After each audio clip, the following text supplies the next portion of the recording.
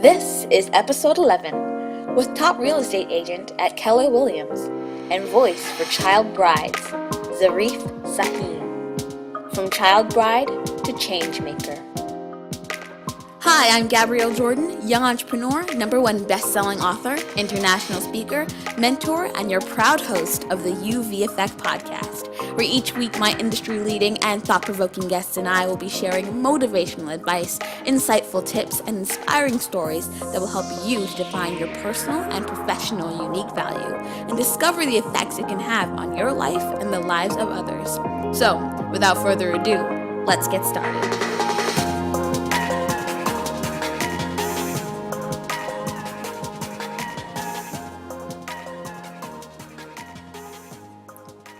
Imagine you're 14 years old, just coming home from school.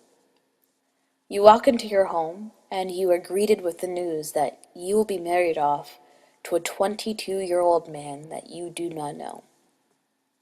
Imagine being told that you will be uprooted from your home and taken to a whole new country that you do not know, where there is no family, no friends, just you and some man. That you will give birth to 3 children. The first child when you're 16. What would you do? What would you make of that life? This is what Zarif Sahin, my guest for this week, went through. And what she has made of her life. Inspiring is too small of a word. I am very excited for you to hear her story. I met Ms. Zarif many years ago at TEDx Rock Creek Park, my first TEDx stage, and Ms. Zarif's TEDx stage, and we spoke together. I remember hearing her story, and we'll talk a bit about that in this interview, but it was wow for me to hear what she went through and what she does today, how she's persevered, and how she has made a beautiful life, not just for her, but for her 3 girls. She is incredible, and, she's a real estate agent for Keller Williams, and she has found a way. She did this, again, we're going to talk about this in the interview, but she has morphed this world that this world that she came from, the struggles that she went through when she got out of that world, and she's morphed those issues, those struggles, into how she helps people today when it comes to in real estate, how she helps people that are in real estate with their homes and with their credit. She's really. She's really embodied the UV effect. She's embodied so much when it comes to inspiration and what she has done with her life and how she has been an impact on not just her girls, but on just about anybody that she meets. She's so inspiring and so incredible. And, this interview is going to be a little bit different than the past interviews that I've done, because I don't really talk very much. I don't ask as many questions because her whole story is what you need to hear. So I want you to hold on, just listen to the whole thing, whatever it is that you're doing right now. If you're washing dishes, you're in the car, whatever you're doing, listen to the whole story. Listen to everything to the very end, because there's so many nuggets. There's so many things that you can pull from what she has to share, how she raised her girls, how she was able, even though she had to leave school when she was young, and she yearned to go back to school, how she was able to go from there to getting 2 of her girls, now one out of college now, one in college right now, another girl in high school, and herself back in college. She's been through school multiple times. From getting to just that right there, that whole story of her from having to leave school and wanting to go back so badly to creating a different life for her girls so that they could go to school and that now she can go to school. the whole story. I don't want to spoil too much anymore. I just want you to hear what she has done, what she's gone through, and how she's just prevailed with such a big smile on her face. She is such a great light and inspiration, and I mean, you'll hear for yourself. And I'm ready for you to hear for yourself what she has done and how incredible she truly is. So, without further ado, Miss Zarif Sahin. Before we get into this episode, let us hear a message from our sponsor, Market Simple Summit. This summit is a one-day interactive summit designed to help small businesses and marketing and communication professionals to learn easy and executable marketing, sales, communications, and social media strategies to help increase exposure and maximize profits. The summit is developed into 16 powerful sessions that you can choose from, separating into 2 tracks, basic, intermediate, and advanced workshops that will explore the latest and most comprehensive tools, tips, and tactics on how to market, sell, and communicate effectively. Don't wait, early bird pricing ends soon, and for a short time you can use the special code UV Effect. That is all caps UVEFFECT to get $100 off your conference registration. So do not wait. Register today at www.imarketsimple.com with the code UV Effect. That is www.imarketsimple.com with the code UV Effect to get $100 off. All right.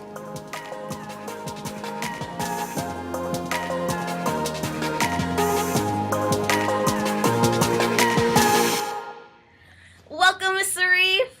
Hi, Gabrielle. Thank you so much for joining me. I'm so excited to have you on and to have you share your story.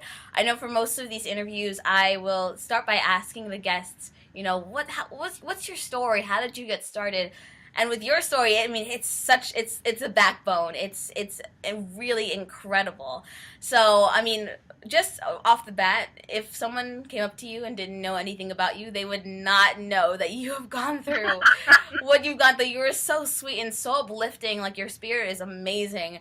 But inform our audience about your past, and we're going to get into how you got to where you are today. Let's start with your story. Okay. Well, my story is actually not quite unique, but it's not really heard of because a lot of people don't speak about it. And for a long time, I was afraid of speaking about it too. So basically, I was born and raised in Germany. I loved school. I went to school there until about 12 years old. I am the youngest girl of 6 siblings. 4 girls and 3 boys. My parents were hard workers. They were immigrants in Germany, and they both worked 2 jobs. Though they worked 2 jobs, they were illiterate. They didn't go to school. I think my father had only gone to elementary school, and my mom never went to school. So with the 7 children, we didn't quite have an elaborate life, but we weren't also very poor either. So my parents lived in Germany for about 30 years, and then they decided in 1996, I believe, to go back to Turkey for good. That's where their homeland is. And they took us younger children with them. So in 1996, I moved from Germany to Turkey with my parents. And of course, in Turkey, the lifestyle, the culture was a lot different than what we used to live in Germany. So it took me a while to adapt to that lifestyle. It took me a while to adapt to school because my Turkish language was not really strong. I grew up speaking German. In the household, we would speak Turkish too, but it wasn't perfect. So in school, I did have some issues adapting. It didn't take long, though. I adapted to my school and made friends in about a year, so that was pretty cool. And my teacher, then she paid special attention to me because she wanted me to be successful. She saw something in me that I pretty much wasn't aware of. So she would always pull me towards the front of the, row in the class and make sure that I understand everything. So that was a big help, and I ended up loving school again there. And then the culture in Turkey, where we lived in the Anatolia, in the middle part of Turkey, which is different than the eastern side of the western side of Turkey. In the western side, it's more modern, it's more westernized, and where my parents moved to was a little bit more old-fashioned and culturally rich. So one day I came home and I was about 14 years old, and people were gathered in our home, and my sister shouted out to me that my parents were arranging my marriage at that time. So in our culture, my father raised us pretty disciplined to respect them and not talk back and things like that. So even though I was confused at that time, I could not really oppose to their decision to marry me off at that age. So my husband to be was 22 years old at that time, and I was 14. So that happened, and it kind of scared me because it was not what I expected, not what I planned. Because I wanted to be a lawyer, I wanted to go to school, but I knew that that marriage would probably stop my schooling. And of course, the wedding happened, and then my ex-husband, lived in America. So after we got married, he did the green card process, and he brought me here to United States. I came to United States in 1989 and pretty much made it my home. I mean, immediately I got pregnant and to my first child. How old were you then? I was 16 when I was pregnant to her, and I just turned 17, and a month later I had my first child. So at 17, Can't my daughter imagine was that. born. Can't imagine that. I I'm know, 17 now. I you know, can't. it sounds really extreme now, but I didn't know any better. So when you're at that age, you have barely any knowledge about family planning, finances, or any of that. So I went into this marriage blindly, and I pretty much did what my ex-husband and his family told me to do. But when my daughter was born, that started something in me. It started um, a little fire in me, I should say. I wanted for her everything that I didn't have. So my love for her was so great that the struggles didn't seem so hard at that time. I was struggling with my ex-husband. I was trying to adjust to the American life here. I missed school. I couldn't go to school any longer after my marriage because, you know, I had to be a wife and a mom. So when I came here, I was struggling because there were a lot of issues.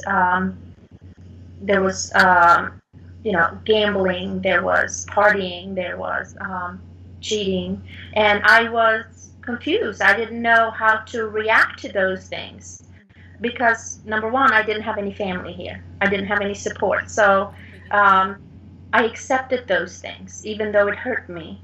And I think the biggest reason I couldn't break away from that was lack of support, lack of knowledge. So while I was raising my daughter, I learned to watch Sesame Street with her, and I learned English through watching Sesame Street with her. And the more I learned, the more I wanted to figure out what else is out there. So while I was at home raising my daughter, we would go to the libraries and I would check out some books. And I kind of self-taught myself how to speak English, or how to read books about businesses and things. So my second daughter was born about 4 years after my first one, and at that time we moved out of my ex-husband's house to our own home. We finally moved out, and when we moved out, I had gained enough knowledge from the books that I was reading how to open a home daycare. And I started my own business. I got my license, and I got enough certifications and the skills that I needed to start my home daycare program, which eventually I evolved into a home preschool. And I started teaching curriculums to children, fine motor skills and alphabet and everything they would need before they enter kindergarten or first grade. So that was amazing because I was raising my own children and I was earning money at the same time. So that gave me some confidence. I liked being able to do things and earn income. It helped me get a little bit stronger. So each step would help me plan a little bit better for my children in the future. And my second daughter was a girl too. And with them being girls, I honestly would dream about, okay, if I didn't go to school, my girls are going to go to school. So I would do everything in my power to learn, self-teach myself about what I can do to earn more and provide income so I can send them to school. So shortly after, my third daughter was born while I was doing daycare. And I had three daughters, but at the same time, my marriage was falling apart because the struggles weren't ending. They were actually getting bigger and bigger, especially because I was growing more independent with learning and reading books and starting my own business. I started making friends, and by doing that, my confidence was being boosted, and I was learning how to be independent, and that I don't think felt good to my ex-husband. We started fighting more, we started arguing more, and the issue started just getting greater and greater. And then I realized that I did not want to raise my children like that. I wanted better for my girls. And I was also very afraid when my children were growing that they would end up like me too. So I kind of already prepared myself mentally that I would be divorced one day, but I was scared. I didn't know how to live on my own and take care of my children. So I was reading books, something like Too Bad to Stay but Too Good to Leave. And that book must have hit a nerve on my ex-husband, and we started arguing, and that arguing escalated to even more, fighting. And that was the last time I could handle it. That was the moment when I decided I'm leaving. So I left our home. I gathered the girls, and I left our home, not knowing where to go. I just literally was in my car, in my PJs, with nothing on me, and I left. So thankfully, a client of mine, actually, I didn't have many friends, so a client of mine took me in, and she said I could stay at her house, and she was a great support. So I will never forget her. She was the reason why I'm here today. How old were you at that point? If she had taken me in, I would probably go back. I would probably, continue that lifestyle because I didn't know where to go. And I wasn't aware of help out there for women that are struggling or are in danger. So she helped me. She took me to Loud and Abused Women's Shelter, and they counseled me there, and they, made sure that I understood it wasn't my fault what I was going through. So one thing led to another. At that time, I was not able to provide for my own children, and my ex-husband had taken my girls from me. So I was fighting for them. I wanted to make sure that they are safe, and I went through court processes, 2 years of battling in court, and I got my children. I got to go back home, and we finally got divorced after 2 years. And it wasn't easy. During those 2 years, it was pretty tough because it was just a nasty court battle, custody issues, finances. So as soon as I got divorced, I looked at that as a second chance in life. So the fear creeps in, and I was afraid to sleep at night. I was afraid to be alone, or I was also afraid, was I going to be able to provide for my girls? What if I failed and I didn't want to let them down? But I learned not to let fear get into my head. Every time fear would creep up, I would look at my children, and the way they looked at me and how dependent they were. It taught me not to be afraid and to do my best, and take it one step at a time. I would pray for strength and wisdom.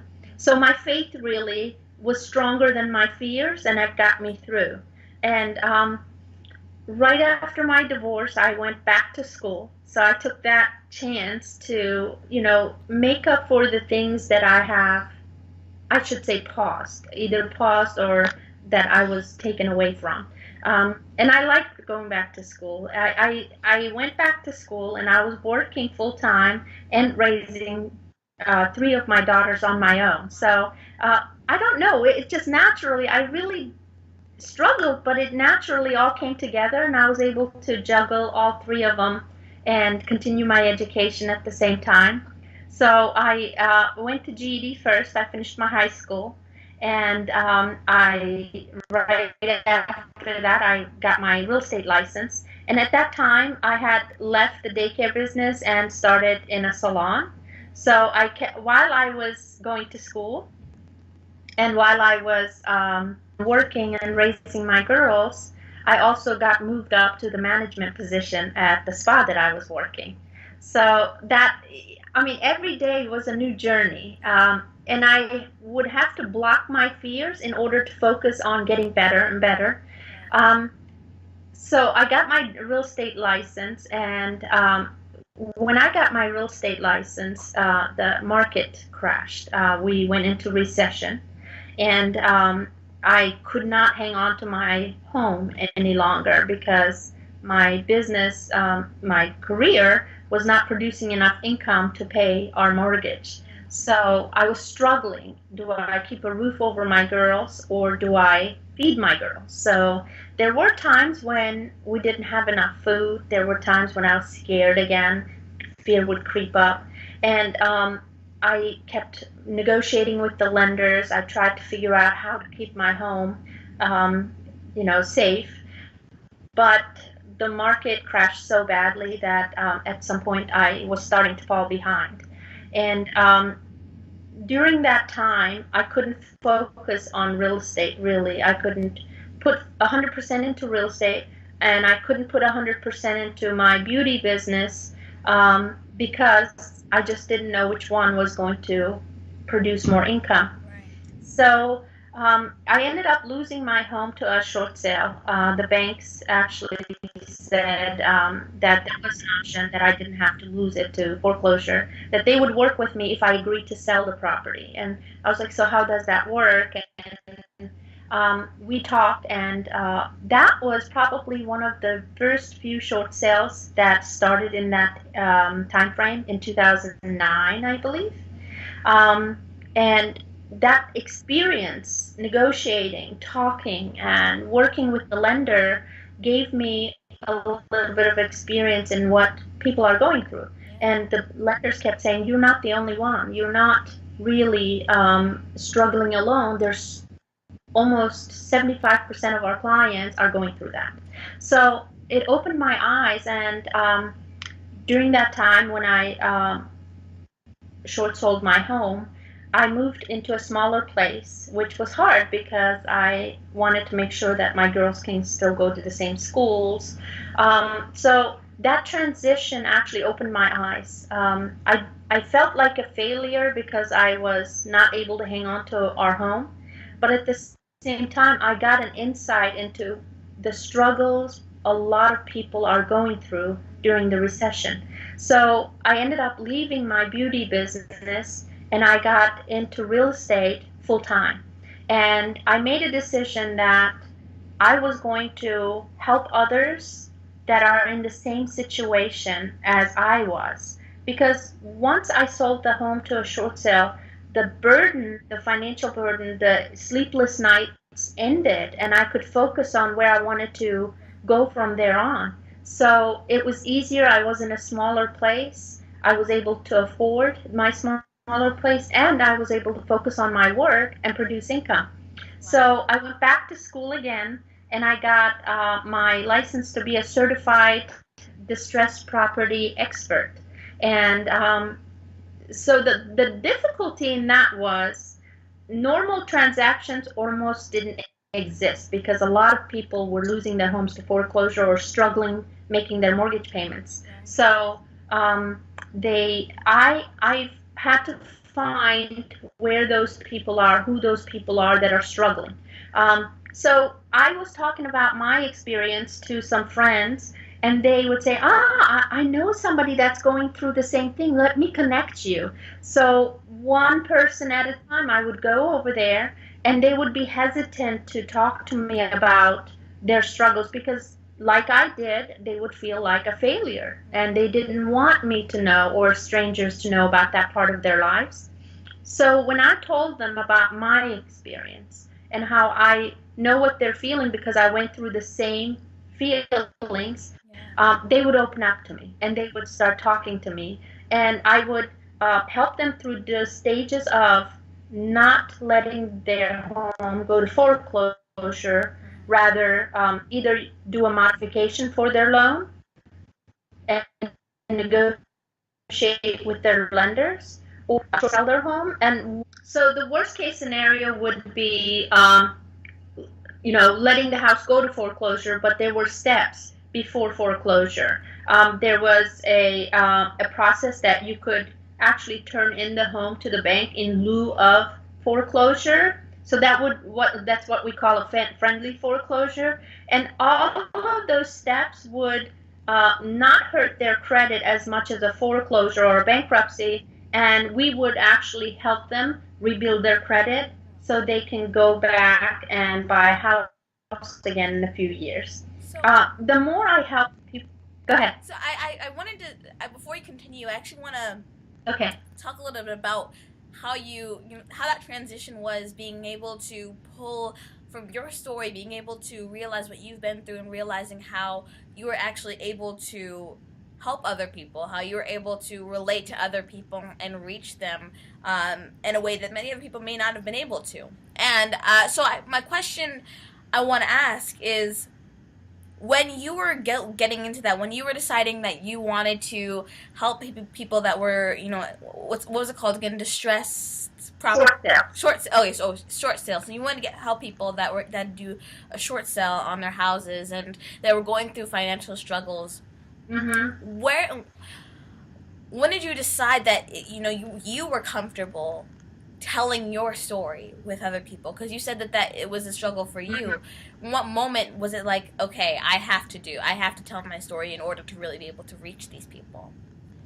Well, two things led to it. Number one, in order to earn their trust, I had to be authentic.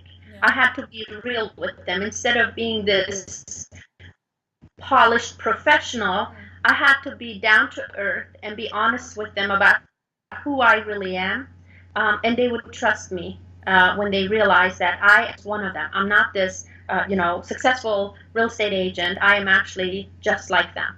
And number two is I had the opportunity to meet two successful women at a networking event. One of them was Christina Buveri, and the other one was Tina Johnson.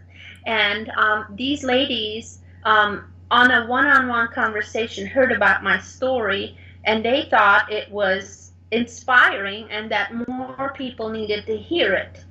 And Tina, most of all, she kept pushing me towards speaking publicly about my story. And in the beginning, I was, oh my gosh, no, I can't do that. I will not publicly speak about this. But she made me understand that there are a lot of people out there that may be going through the same difficulties, and that my story would help them and encourage them or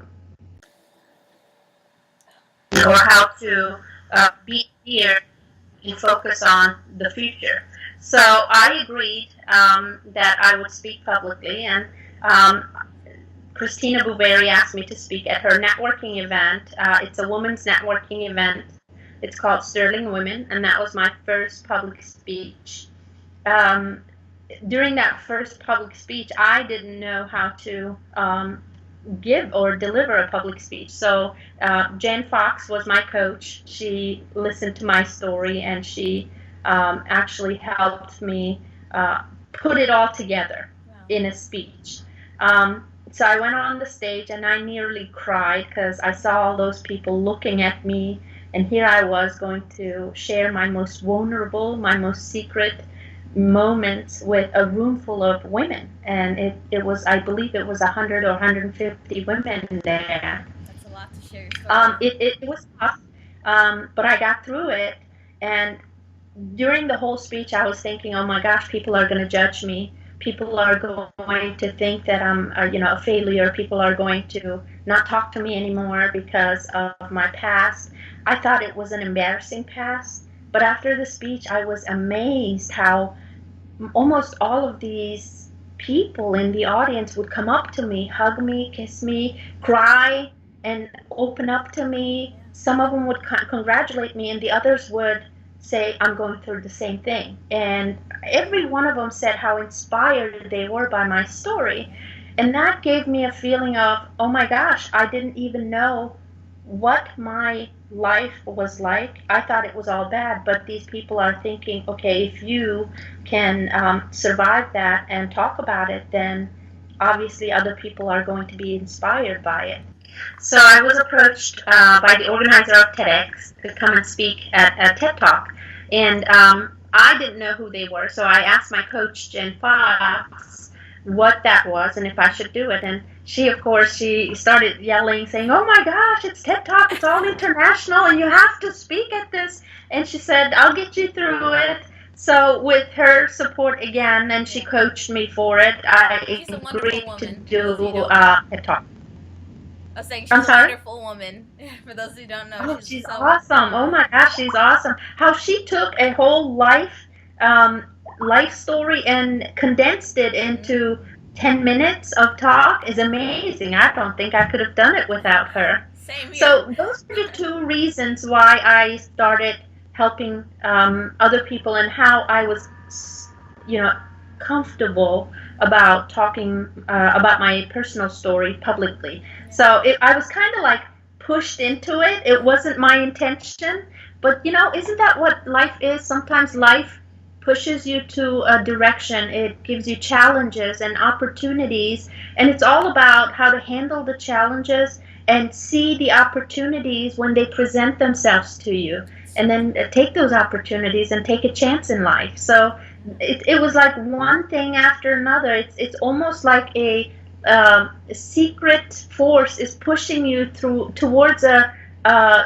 direction that you really didn't plan. So we just have to learn to be open to that force and to that experience, and not say no, and not really prevent the unknown to happen. Sometimes the unknown is really a good thing. Yeah. It could lead you to a different phase in your life that has a better plan for you, I should say. Absolutely, I completely agree. And I mean, you and I, we did TEDx together, Rock Creek Park.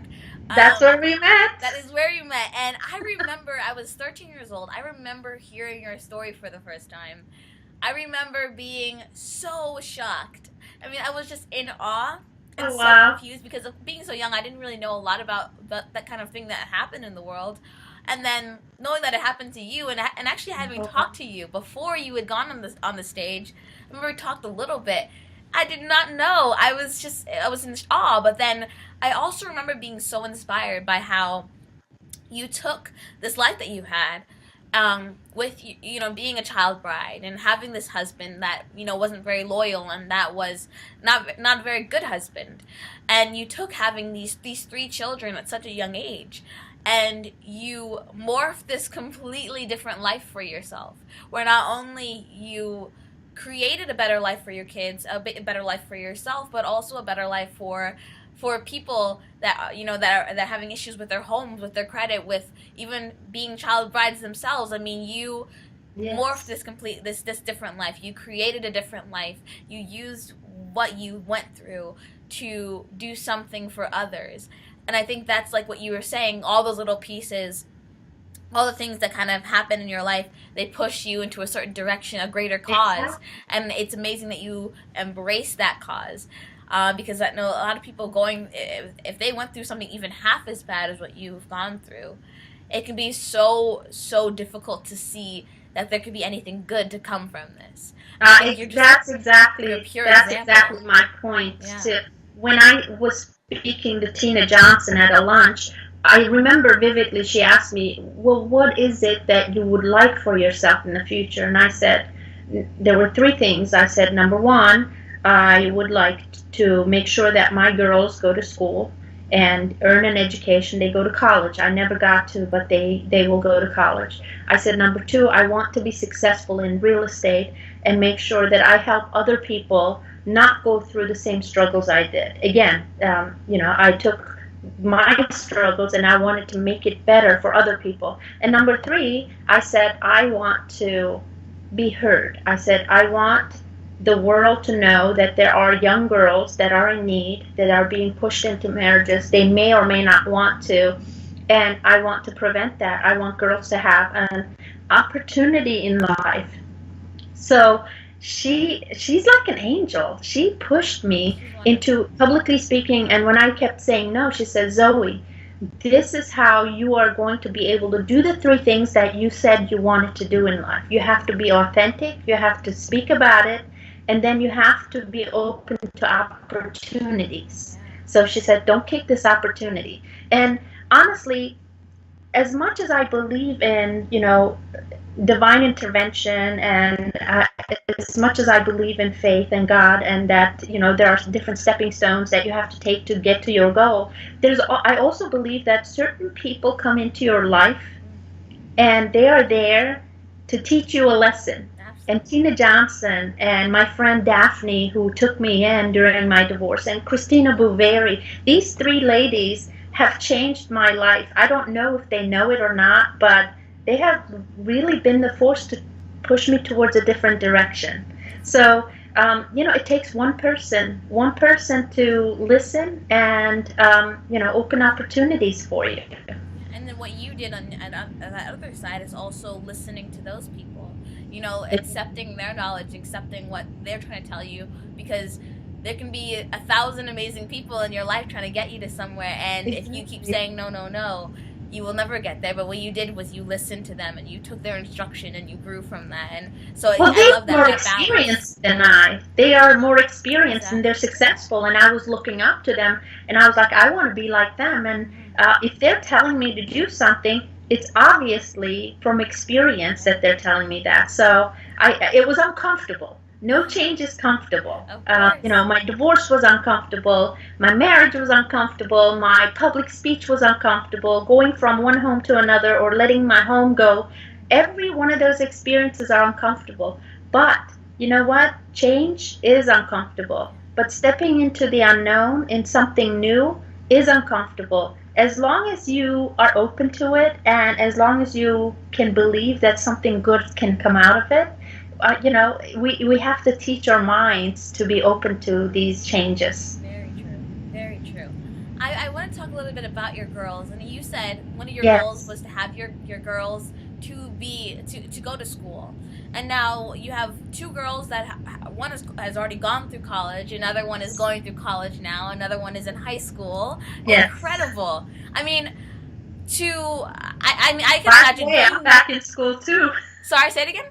I'm back in And you're college back too. in college too. I mean, I think that's right there, even for someone that has just the want to go to school and wants to be taught and be a part of the like education. That is just incredible to have that as you as a role model. But I look at that and I imagine like if I was your daughter and I'd see what you went through Oh, and wow. to I mean I'd be so inspired to to see a mother like that and to see that and also to see that she helped me to get to where I am, to have gone through college and to have a life.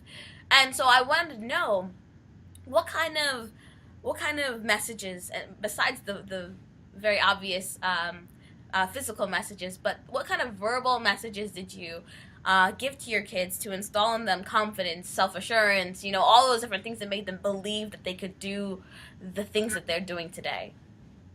Well, my girls are a topic that I love to talk about. So you'd I have can to tell you're stop me if I go smiling on. from ear to ear. Oh my gosh.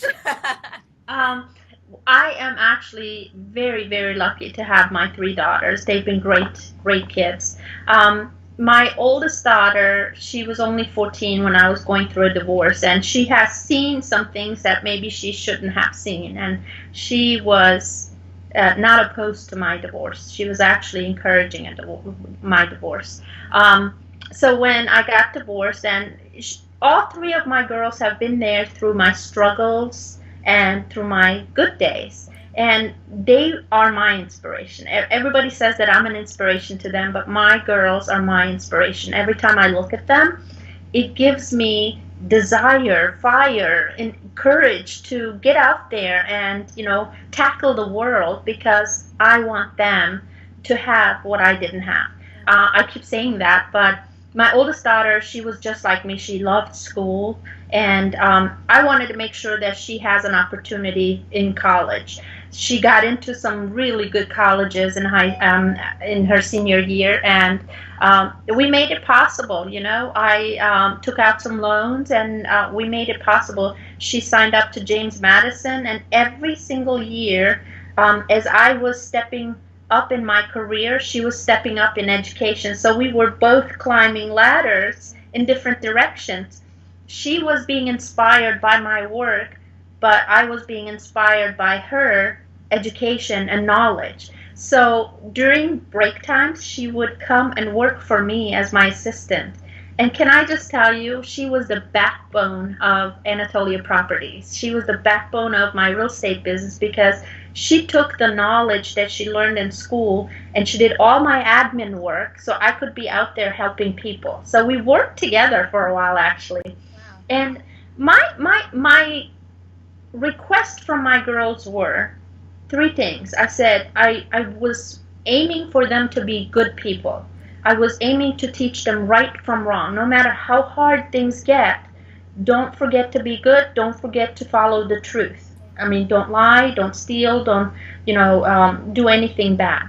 So that was number one. Number two was they saw that every time I took a class or every time I took some kind of a course to improve myself or my business, they saw the change it would do for our family financially.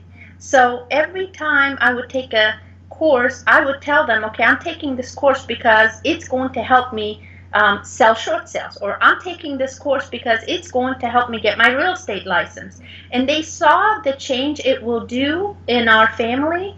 So then we all would sit down, and I'm like friends with my daughters. We talk about anything and everything.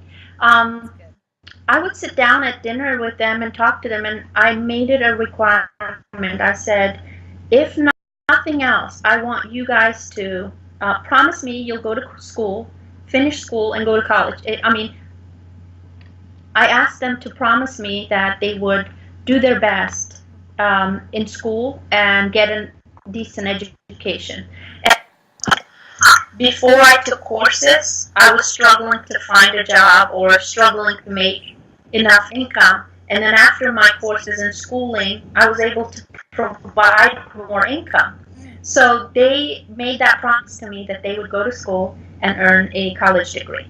And number three was that um, I asked them that no matter, never think that you're the only one struggling. Always know that there's somebody else out there. If you see a new girl in school, and she's struggling to make friends, be the first one to sit at lunch with her. Or if you see a homeless person that is extremely hungry, if you have food or $1, give it to them because, obviously your situation is better than them. So those are the three things verbally I expressed to them: to be good, to do their best in school, and then to give back. Those are our main foundations of what we believe in our family. That's incredible, and that's important foundations. I think for any young girl, for any young boy, for anybody, those are the kinds of things that we do need to remember. I especially really love the one where you give back, and you look at other people's situations. You know that you're not the only one struggling, that other people are going through other things. So even no matter what you're going through, still be willing to give, still be willing to share, still be willing to care for other people. I really appreciate that specific message, because that's something that I think a lot of people have forgotten about, or have put in the back burner. That we're very Yeah, I love that self-centered. part of us.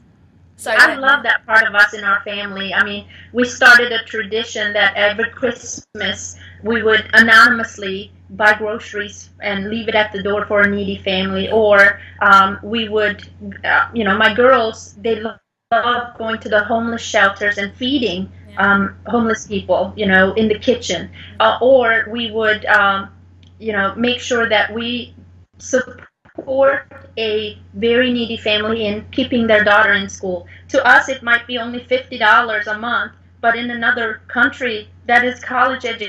education for a girl. So I am extremely proud that they accepted and embraced that. That helping others actually makes you a better person too. Yeah. So I mean, I'm really proud of them. They have started their own little clubs and stuff. My youngest daughter now has her own club. It's called Links. She started it at school, and it's Links is actually going to help underprivileged girls. It's going to guide them and mentor them towards a better life. And we have some good plans coming up for her and for our family with Links. That's pretty amazing. That year, she's 17 too, right? Wow. She's 17, yes. Wow, absolutely. You've laid down an amazing foundation for them, and just the inspiration from your life and from your story, what you've done. I think they have been raised in a very, very special family, and a very special household, because Oh, thank you. in any sense, you would think that from where you came from, and you wouldn't be able to raise your kids. Like, people would have all these different ideas and all these different thoughts. So, oh, you wouldn't be able to do this, you wouldn't be able to do that, and your girls are excelling, and not just the areas of self, but also in other people. And that right there is what I find most incredible of really your entire story, is that you took something so, I mean, I don't want to use the word decrepit, because that sounds really bad, but you took something that was very hard to come from, or hard to come from, yeah, to grow from, to get out of, and you created this world, and you were able to install such a level of love and care into your life, and into your family, and to your world. And you wouldn't think, a lot of people wouldn't think that such love would come from such a dark past, but you really did. You brought light to it, and you used that to create a better world for you and your family. So I do want to end by sharing, or at least asking, is there anything else that you want to share? Are there any initiatives, anything that you're working towards for girls that Absolutely. are child brides? What's going on in your life? Well, that is my initiative. My biggest, other than my career, real estate is my career, but my advocacy is about child rights. And it comes from, it stems from where I came from. So instead of doing a nonprofit, I explored different options and how I can help child brides or prevent child marriages. I decided that I'm not going to focus on running a business like a nonprofit. I decided I wanted to be their voice, because the biggest problem is they can't speak for themselves. So I want to be the voice. I want to bring awareness, and I partner up with different organizations that support this cause. They call me in for speeches and presentations. That's the way I believe I can help to spread awareness, to educate the community about the dangers of child marriages, and about what it does to the economy, to the community, and how we can improve that. You'd be amazed how people listen and take that in and actually start a conversation too. It's all about starting a conversation and spreading the word. So that's what I would like to focus on, being the voice for the child brides. And with my daughters, my youngest daughter, she is as aggressively, you know, involved in these kinds of causes too. She wants to help girls become better. One of the things that we are hoping is my youngest daughter, she's in DECA, and DECA is a leadership in business and marketing, a leadership program, and she's doing phenomenal in that, I believe. And this year she went into the international competitions, and she became the 16th out of the whole world competition. So she's in the top 16, forgive me. But so we took all of that, and I asked her, I said, where do you want to take this? I said, obviously you're figuring out what you're capable of.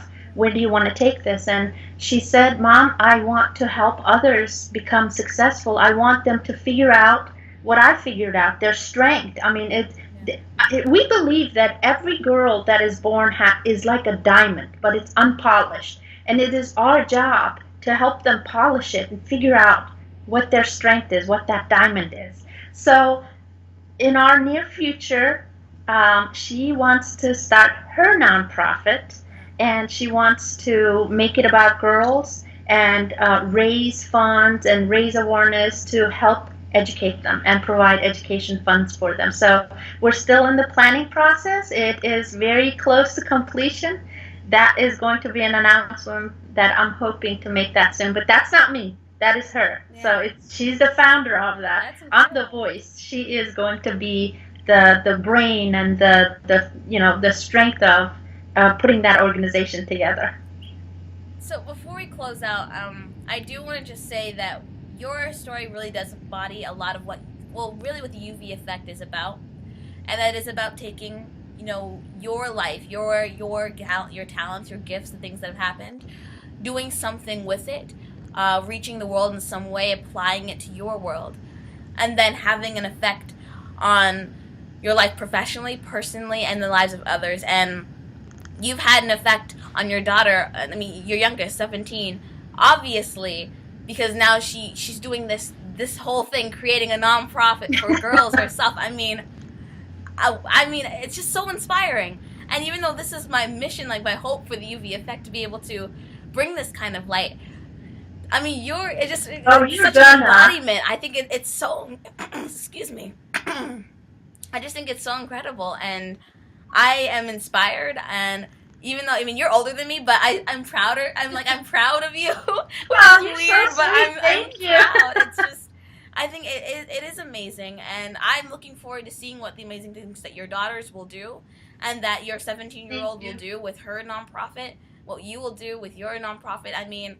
You're not running it like a nonprofit, but as you are reaching out to these young girls and being able to be a voice for these young girls, I just hope, I hope that this podcast, that this interview, that the people listening to this will pass this forward, will see that, will realize, the light that needs to be shined on this area in the world, and needs to be reached out to other girls. I'm just so happy I was able to have you on, and now I guess we're able to hear you today.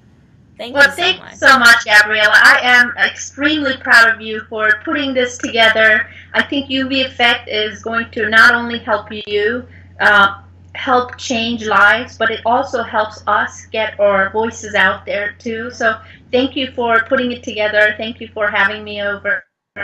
Honestly, what you said is the perfect conclusion to this conversation, that, what I want to show, or if I can say something to end this conversation, is if I can do it, if I can come from no education, from marrying at such a young age, no skills, and build it up and become something, and also give back to the community, and if this inspires people, then all I want to say is you can do it too. For those who are struggling to find a path, or they're struggling financially, or they're struggling, mentally or emotionally, open a conversation, reach out, talk about it. There are hundreds or thousands of people that are willing to listen. We just need to be open, authentic about it. And again, if I can do it, so can you, so can everybody else. I just hope that my story inspires them to, start that change, start that initiative, and say, you know what, today is the day I'm going to change my direction. Thank you for joining me for this week's episode of the UV Effect. If you like what you heard, be sure to share and follow me on Instagram and Twitter at Gabrielle Jordan Inspires. Also, be sure to subscribe to the UV Effect podcast on iTunes, SoundCloud, or Stitchers. And I will talk to you next week.